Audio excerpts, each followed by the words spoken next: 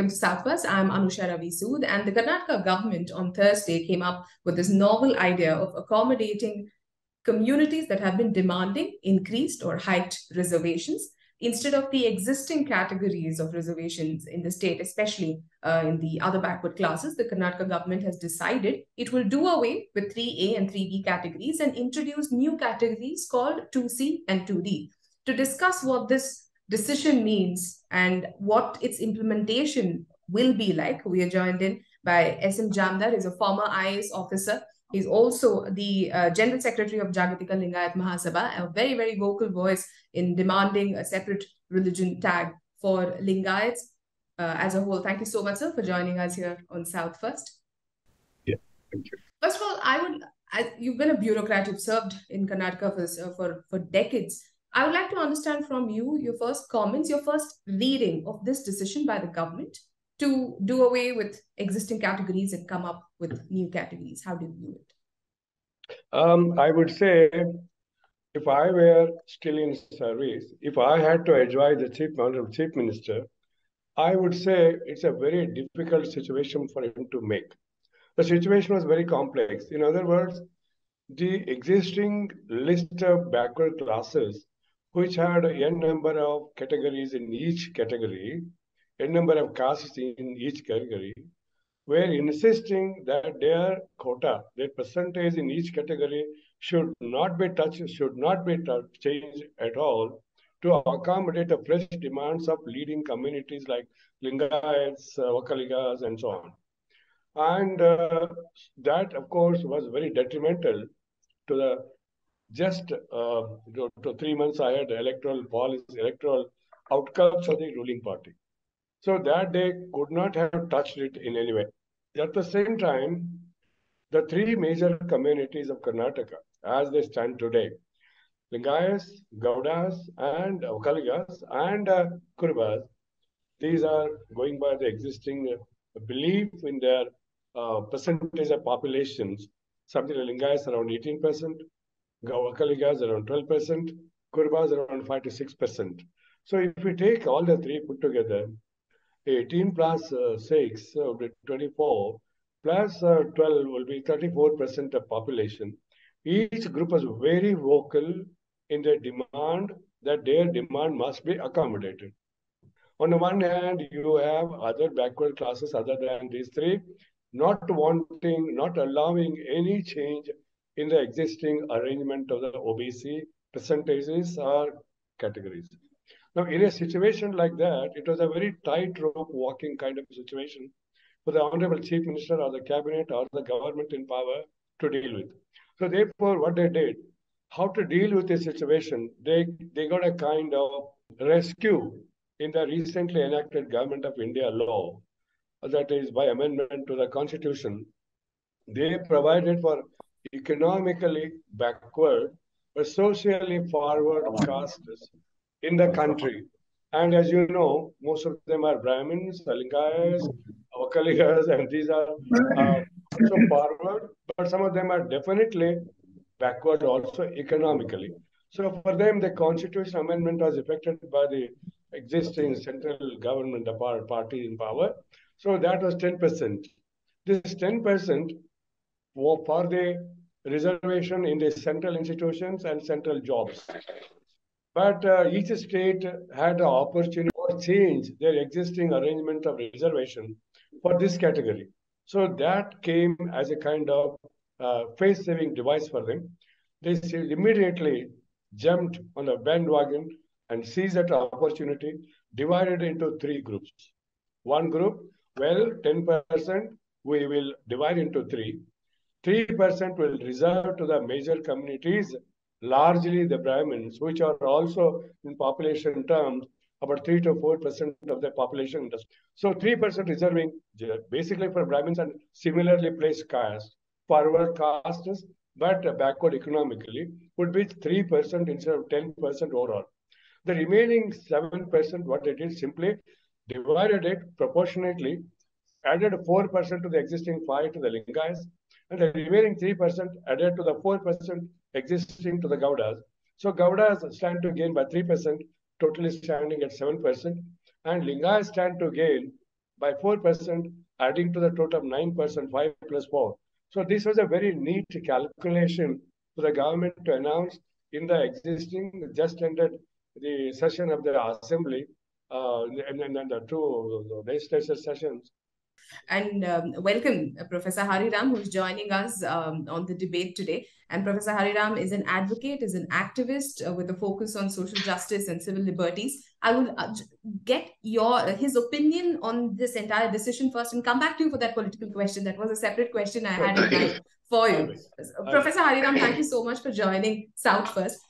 Your first reading of this decision, sir. What do you have to say about the Karnataka government deciding that they will accommodate demands by these two, let's say, dominant communities, increasing their reservation or accommodating the demand for a hike in reservation? What is your first reading of this decision?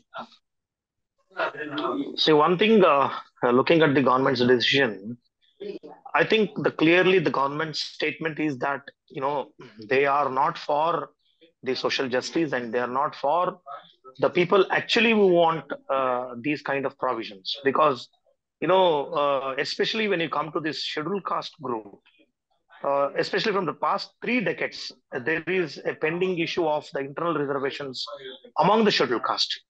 There is a big movement going on in Karnataka since 30 years. And even that is on December 11th, there was a big program in Freedom Park. And still there is agitation going on at the Freedom Park. But the government is least bothered about these communities. And when these communities are talking about the internal reservation, they constituted a committee called Sadashiva Committee. And the committee had also given the report suggesting about how there should be an internal reservation, providing with the huge data. But now the government, recently with the huge protest and the demand from these scheduled caste groups, recently, they came out with a suggestion saying that we are going to constitute a subcommittee to look into the issue of the internal reservation. And they wanted the subcommittee to see whether the report given by the Sadashiva committee is feasible or not, or what should be done. But tragedy is, see, there is no committee which has been constituted. There is no question of subcommittee. There is no question of protest. There is no question of demand from from the 2 or 3 decades. Just because the powerful communities, they seek, they need something, they ask something, without anything, you find one fine day, they get everything. They get everything. First of all, see, I'm not against anybody, any caste, anything like. But if you look at the concept of this social justice and the concept of the reservations, especially when it comes to the question of the employment and education, actually the Constitution, if you look at the definition, the 15.4, which talks about the reservation in education, 16.4, which talks about the employment reservation. There in 15.4, it says that any citizen, any class of citizen who is socially and educationally backward. When it comes to the question of employment, it is about the any class of citizen who is inadequately represented in the service, public service. But again, if you come back to the OBC reservation, there again it comes about the economic backwardness and social backwardness and all those definitions. But if you look at these two communities, which yesterday the government had given the reservation, the two communities, that does not fit into any definition. They are educationally forward. They are politically the ruling class of the state. They are politically very powerful. And why these communities needs a reservation? As Sir was talking about, there are many groups within the Vokkaligas and within the Lingayats who need this kind of provisions. So it is the government who has to see that which are that groups who actually, see, among the Lingayats, there are many groups who are not able to come to the mainstream, who are not able to get the benefits. There are many such castes. Even among the Vokkaligas, there are few groups. So the government has to find out that particular groups and give these kind of benefits or the provisions to that groups. But you cannot in general say that Lingayat, in general, the Vokkaligas. And again, who is going to benefit from this? Again, the people who have been benefited. Again, the people who have, who was dominated in terms of employment, dominated in power, dominated in economically. So again, you're going to give the power to the people who already have the power. So this is a Professor mockery. This Hariram's is the reading government.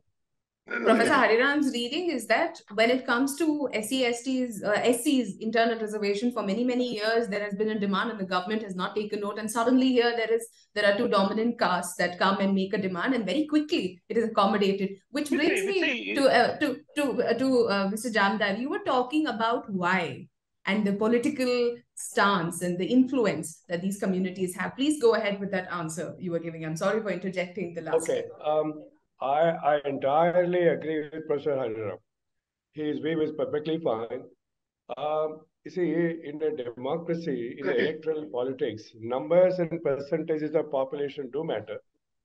Therefore, any ruling party which wants to gain in electoral politics, which wants to gain more larger votes, would like always in the current situation of without ideology, only ideology should catch power, come to power, use it for furthering your ideology, whatever that is, whether worth it or not worth it, right or wrong, appropriate or inappropriate to the country's progress, is irrelevant.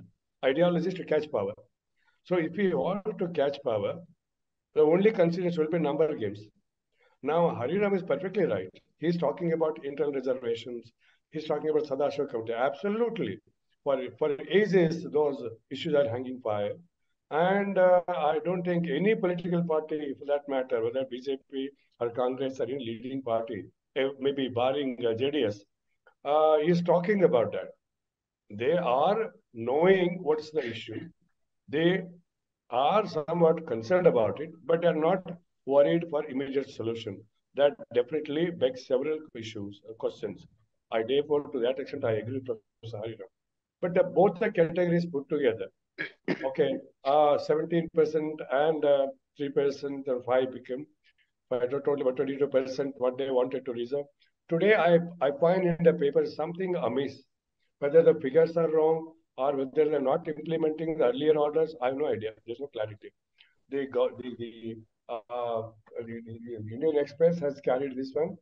Parishishta Jati 15% total population, and Parishishta Pangada 3. Together it becomes 18. But I was given to understand that Parishishta Jati was raised to 17% and Parishishta Pangada was to 5%. But they are somehow in the press statement not reflected here in the today's press conference. We have to base these as the basis for our argument's sake, assuming that in earlier resolution is not acted upon. We have not yet have the copies of the exact government order as it reads. So based on the press statement, I'm saying this 15 plus 3 will be 18% population versus 34% of the population. Now in the 34, you have to take out 6% Kurbas also. So if we take out 34 minus 2, 28% of the population. So government seems to be worried about placating higher groups who are also powerful and yet numerically higher. So their votes matter more for them ideologically as well as to come to power. They seem to be in the power politics, game of numbers. They seem to be worried about these two major communities than the SCs and STs together accounting 18 or 22%. That apparently what is visible in the game. But Professor Hariram is further right. Okay, going by the definition as given in Articles 15 and 16, further amendment at 10% for economically backward within the forward castes as defined in the Constitution and as appeared by the Honorable Supreme Court recently. They ruled that reservation for forward castes but economically backward, nothing wrong. That's what the Honorable Supreme Court said. So it has been revalidated by the Supreme Court. Government seems it's right. So now that within that, dividing it as distributing the upper caste reservation 10% among the upper castes, that seems to me to be the logic of the government. Doesn't seem to be affecting the communities which Professor Hariram is mentioning. The law minister was categorical in stating that they are not going to touch any reservation, any quota under 2A and 2B. And they will only accommodate enhanced reservation under 2C and 2D, the newly formed ones, without disrupting the existing quota. But my question, taking off from the EWS discussion, that the point that you just made. Now, like you pointed out, the purpose of EWS reservation is 10% for forward caste classes that are not covered under existing reservation. But here the government wants to say that since our forward caste in Karnataka are not covered under reservation currently, it's just about 3 or 4%, we will take the rest from the EWS quota and attempt to somehow divide it between the communities that are demanding now, which are... So these two communities, Lingayats and Vokkaligas, are currently categorized as backward. But here is the government that wants to take a little chunk of the EWS quota that is meant for forward castes and give it to these communities listed as backward in Karnataka. So, Professor Hariram, how does that work legally? How does that work? I don't know how this government is going to work out with that statistics. Because, categorically, if you look at the central government decision on the EWS, see, it is clearly mentioned that EWS is for the caste, the upper caste poor, and upper caste in the sense, again, many of people, especially in Karnataka, we believe that upper caste includes Lingayats, Vokkaligas, and other so-called the feudal castes or backward caste. It is not so. The Vokkaligas and Lingayats, they are not considered as the upper caste. They come under the Shudra. They are Shudras. Right. They come under the bracket Shudra. So it is clearly, you see, even our law minister has mentioned, in Karnataka, it is only 3 castes which come under the EWS. And that caste constitutes only 3%, 3 to 4%. So how far it is just to give 10% for the people who are just 3%, 3 to 4%. That means you are giving more than what they deserve. And already, if you look at, now again coming back to that, reservation is not a poverty elevation program. Reservation is about the representation. Reservation is about the opportunity given to the people who have been not given for centuries. But again, if you look at in general, recently also there was a survey, even among the general quota, it is more than 20% people who belong to EWS. Among the general quota, it is more than 20% who already get the share in the general quota belong to the EWS. So it is nothing but, I think the government wants to, make reservation irrelevant. After some time, even now, the reservation has become irrelevant because, the reservation exists only in the public sector, the government sector. And you find what is happening to the government sector. Now, especially our Honorable Prime Minister, he is in a selling spree. He is selling all the government sectors. There is no more employment in the government sector. So the reservation in the government sector becomes irrelevant. Actually, now it is a time to speak about the reservation in the private sector. But even in the government sector, there are some, earlier, if you look at, there were 3% of government, 2 to 3% of the government employment, government jobs created. Now it has come down to 0.6%. So among the 0.6%, it is only 0.2 or 0.3% of the jobs which has been given to the OBCs and the scheduled castes and scheduled tribes. So if that is the number, and now again, by getting this EWS, it is nothing but it is again taking away the share of, especially the OBCs, especially the people who are going to get affected because of the EWS, because the OBCs. So that being the case here, I don't know how, again, because the central government has clearly told, and even our state government has accepted, when it says EWS, who are the people who come under that EWS bracket? Then now I don't know how these people are going to include the Lingayats, the Vokkaligas under the EWS, because already these all the Lingayats and Vokkaligas, they already come under the OBC quota, and already they have the reservations. And now central government has clearly told EWS is for the people who are not getting the reservation. Now here in Karnataka, the Lingayats and Vokkaligas are getting reservation. So I don't know how these people are going to accommodate or adjust these things. And I don't know whether this government is making the mockery of the law, making the mockery of the constitution, making the mockery of the reservation. One of the points that Professor Hariram raised in his previous answer was, whether these communities really need heightened reservation at all. Mr. Jaamdar, as somebody who's part of the community who's also worked in the government. Maybe you're in a better position to answer that question. How important is this reservation for these communities? The answer is already given by Professor Hariram himself on 3 counts. I'll go back on that to elaborate a little bit. You see, he's perfectly right in clubbing all the 102 subgroups among Lingayats as a homogeneous groups within themselves, among themselves. It's absolutely wrong. Yes, he's perfectly right in saying that. Now, for example, let me give you, starting from, see, Nagarngowda committee report was rejected by the Supreme Court. It was set aside. It was not implemented by the government. For the same blunder, namely, entire aggregate Lingayat committee was considered as forward. It was rejected. And equally similar was the position in Havnur Commission. His thing was Lingayat as a community are forward. So subsequently, when it was questioned, he made a kind of scope for some 52 castes among Lingayats who were classified as occupationally divided castes like Kamars, Semas, Kumbhas, Barbers, things like that. He gave reservation to them. Unfortunately, under Lingayat community, there was, now that feeling has come down, has changed a lot. There was a feeling that only upper caste Lingayats are Lingayats, lower caste Lingayats are not Lingayats. That is a mistaken notion, totally wrong notion. Basavaraj, the founder of the religion, fought only for them. And his was an egalitarian prophet. Now the Lingayat committee exists, it disowns the lower caste, etc. It's a wrong. From that point of view, Havnur Commission did a justice to them. The 52 subgroups of Lingayats who come from many STs, including SCs, STs, and other OBC groups. Now, coming to the existing category, Professor Hariram has already answered that question. In Pravarga 1, there are about 4 or 5 Lingayat subgroups already included in existing reservation. In 2B, in 3B, in 2BA, also there are certain groups like Banazigas, Balasisas, Settis.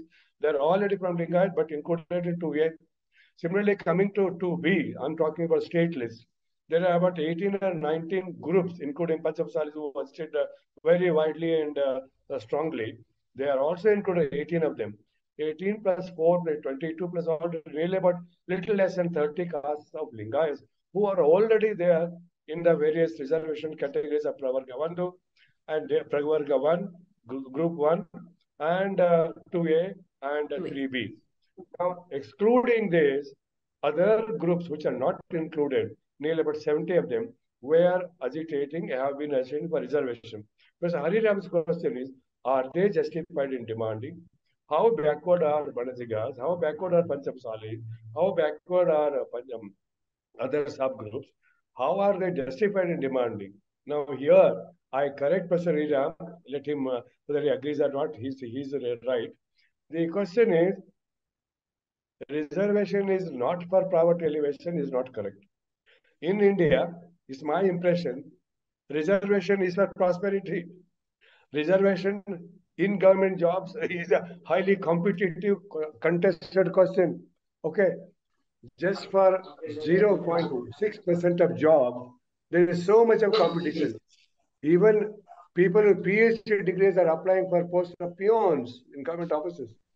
Last month, there was a kind of breaking news in Bihar, 80,000 applications for 4 posts of peons among even people with engineering degree, medical degree, and PhD degrees.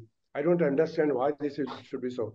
Now, that is because a government job is understood or perceived in the today's situation as a ticket to prosperity, however undesirable that might be, is supposed to be more acceptable to the current scenario in the country, irrespective of parties. That is first wrong perception. And the jobs in the public sector are shrinking, but Hariram is perfectly right. And it will continue to shrink. Thirdly, largest today in the whole country, if there is one community which wants the largest number of professional colleges, medical, engineering, MBA, law, and so on, that is the Lingayat community. Even Brahmins cannot match with them in the number of they want. Why do they want? How do they organize? How they organize this? How do they collect, establish them? That is because in the religion founded by Basavaraj, Dasoa is part of their lifetime contribution to the society. Same thing is there among 6, Karseva and all that. The Langar and Karseva. In certain other communities also it is there. But in Lingayats, as a Lingayat, for my first month's salary went to Dasova. My all 3 children have contributed a first month's salary, total salary to the Dasova. That is built into that. Therefore, all these Mata organizations build education. But look at the tragedy. You own largest number of education institutions. But when it comes to reservation policy, your own children cannot get into that quota because reservation policy applies for college admissions and any other admissions. So what happens therefore, if you are not covered under Article B, reservations under Article 15, despite your owning large number of institutions, your children are still deprived of that. Therefore, if you have educationally backward tag with you, your children also can get into education institutions. That was a major demand. Even Punjab Sal agitators, when they were demanding, they were largely insisting on education reservations. Employment is separate. Because these are, as Prof Hariram rightly said, these are capable communities, educationally, economically, professionally, all that. Employment they may find in other sectors, private sectors other than government. But education they cannot. That's where the competition is hotting up all the time in the country among different communities. However, electorally important they are. Whether in Karnataka scenario, as you rightly know, Vokkaligas and Lingayats. If you go to Andhra Pradesh, Telangana, these are Raddis, Kamas, and Chaudharis. So that is, and then Kapus also. If you go to Tamil Nadu, there's different combination. If you go to Kerala, Nayars and others, Kerala is a much more complex politics. If you go to Maharashtra, you have Patils and Marathas and all that. Marathas versus non-Marathas. Marathas versus Brahmins. So like that, regionally, power-mongering, politically powerful groups are worried about his educational reservations in admissions. So that is one of the complicating issues. Employment is a separate story. Employment, as I said, those two perceptions need to be corrected. I don't know when and who and how. But educationally, there is a problem. We have to address that also. That's what I am humble request. And that's a lot of insights. In fact, the irony that you pointed out too, that the community being such a rich community when it comes to owning educational institutions and still having to struggle for reservation in education sector. That was something that. Thank you for that insightful input. But my last question to Professor Hariram is: why do you look at this decision as a purely political decision or a decision out of social concern? That's my last question to you. No, definitely any person with simple common sense can clearly say that it is just a political gimmick and it's a political decision. Because, especially in the last few months, there is a lot of political turmoil and I think there's a threat to the ruling party in Karnataka. And now that is why, they want to polarize and they want to get certain votes because, even 3-4% of votes make a huge difference. So that being so, now again, the basic thing is, especially the internal reservation in the scheduled caste list, especially because now they know that because the government has not been able to implement the Sadashiva committee report. So they clearly know that the scheduled caste groups is going to, teach the lesson to the present government. And now they want to balance that votes. They want to see that whatever the scheduled caste votes they are going to lose, they have to regain it in some other groups.